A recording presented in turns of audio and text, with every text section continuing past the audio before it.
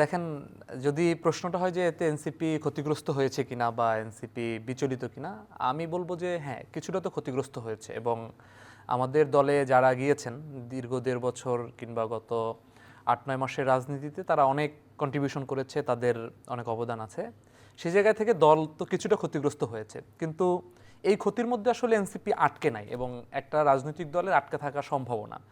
আপনি যদি খেয়াল করেন, বিএনপির সম্ভবত প্রতিষ্ঠাকালীন মহাসচিব ছিলেন বি চৌধুরী। তিনি কিন্তু বিএনপি ছেড়ে চলে গিয়েছিলেন। তো একটা দলের প্রতিষ্ঠাকালীন মহাসচিব দল ত্যাগ করেছেন। কিন্তু এতে কি বিএনপি, হয়তো তৎকালীন সময় তো বিএনপি অবশ্যই ক্ষতিগ্রস্ত হয়েছিল, কিন্তু সেই ক্ষতির মধ্যে কিন্তু বিএনপি আটকে থাকে নাই, বিএনপিকে সেটা ওভারকাম করতে হয়েছে। তো সেরকমভাবে এনসিপি যাত্রায় বহু মত, বহু পক্ষের মানুষকে একত্রিত করার চেষ্টা করেছে। সেই চেষ্টার জায়গা থেকে এখন এনসিপির একটা সময়, সেই সময়ে কিছু মানুষ গিয়েছে, আবার কিছু মানুষ দেখেছেন আপনারা দলে নতুনভাবে এসেছে, বিভিন্ন জেলায় উপজেলায় মানুষ যুক্ত হচ্ছে, কেন্দ্রেও যুক্ত হচ্ছে।